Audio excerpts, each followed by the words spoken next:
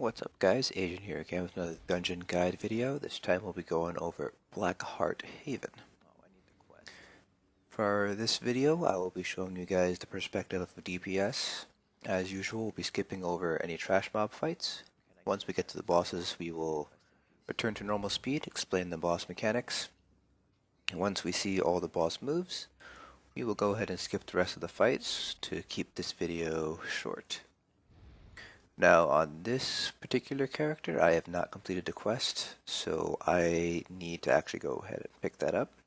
Normally what you would do is you would swim over to the left and you would be able to skip past a lot of these mobs, but since some of us need the quest, we need to go ahead and pick them up.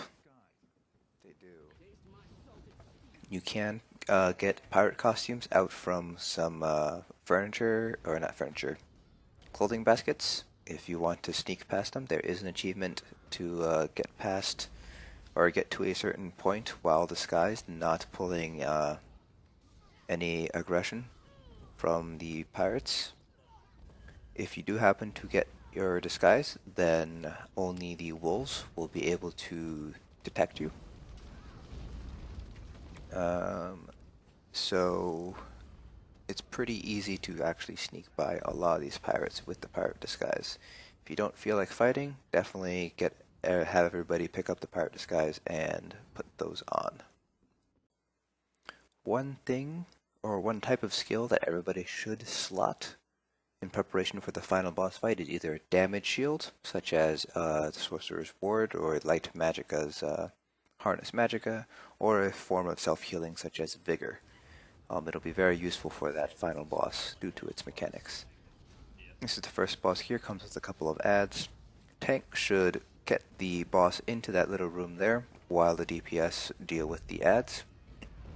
Once the adds have been dealt with, everybody can kind of head into that room and deal with the boss. Boss himself doesn't have that many mechanics to worry about. He has a heavy attack you need to block. He has a AoE attack centered on him. And he will go to a random person and basically dropkick them in the face, which does push them back. So the reason why you want to keep him in the room is so he doesn't dropkick you off the ledge that you would be fighting on otherwise. If you do happen to get knocked off, it is possible to get back up into where the boss is without losing aggression on the boss, as long as one person is still up and fighting the boss. But it's just easier to avoid getting knocked off by taking that boss into that small room. This is the next boss, who is an Ogrim. He has a couple of mechanics to worry about. First thing is that there will be large AoE poison circles that will periodically appear on the ground. Just going to want to avoid that. He has a charge move where he will charge towards whoever he is targeting. And one thing to note is when he hits about 25% of his health, he will heal himself and grow larger, which will give him a new attack, which is the AoE centered on himself. He still retains the charge, and there will still be poison circles that pop up. Because he is larger, it also means that his AoEs are also increased in size, making it a little bit more difficult to avoid, but still very easy as long as you pay attention to where he's facing. Main strategy is for the tank to kind of tank him where he is, face him towards the center of that circle there. DPS and healer kind of just stick out where we were and hit the boss for there. One thing to be aware of is after the boss, if you are doing the quest, you're going to have to fight 3 trash mobs in order to continue the quest, so just be aware if you are pugging it, if someone is doing the quest, because you will need to fight against those mobs. In this harpy room, some of the harpies will stay really high in the air. You can't chain them, you can't charge them. Well, you can charge them, but you will suffer fall damage. So just have a ranged DPS, just DPS them down. This is the next boss here, who comes with a bunch of harpy adds and is particularly troublesome due to her mechanic. First mechanic you saw there, she will do a twirl attack. It doesn't have any sort of red circle around to kind of indicate that she's doing it. The next mechanic that she deals with is she kind of crouches down and sort of charges up her special attack, which basically launches magic at everybody in the room.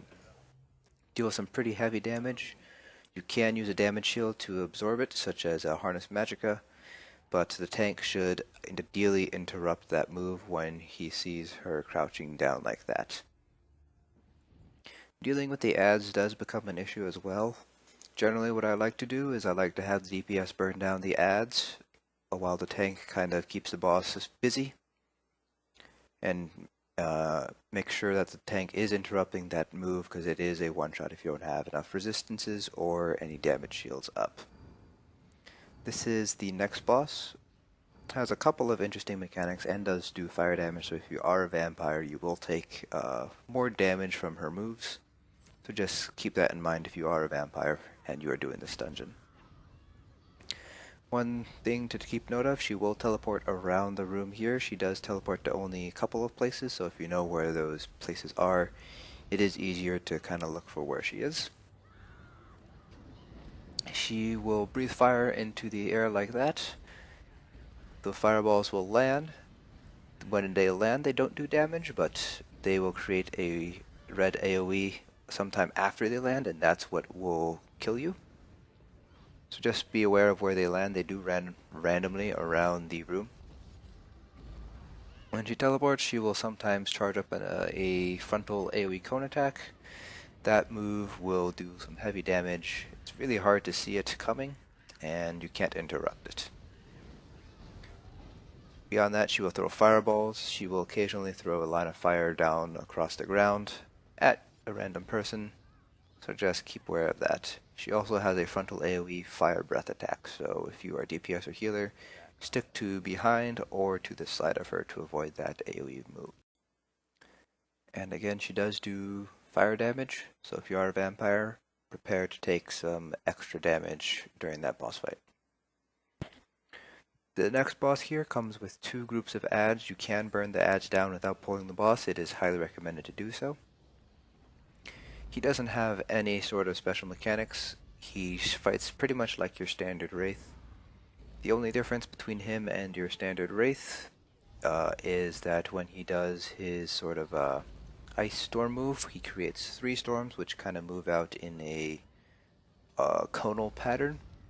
So the tank should face the boss towards the door so that the DPS and healers aren't going to get hit by the Ice Storm move. And once you beat him, go through the door. No more enemies to face, just the final boss. This is Blackheart. There was a way you could cheese the fight, but it seems like Zos has patched that, so it is now impossible to cheese the fight. He has a couple of interesting mechanics. He will raise the dead from the water, normally archers and melees. One DPS should focus on burning them down, otherwise they will become unmanageable and you won't survive. He will randomly target one person and transform them into a skeleton for 30 seconds. While you're a skeleton, you can't do anything. Your attacks do no damage. You can't block. You can't taunt. You can't use any of your skills. The only thing you can do really is, in terms of damage, is really your armor procs. You can use potions, and that's pretty much it. He has a AoE move centered on himself that you need to avoid.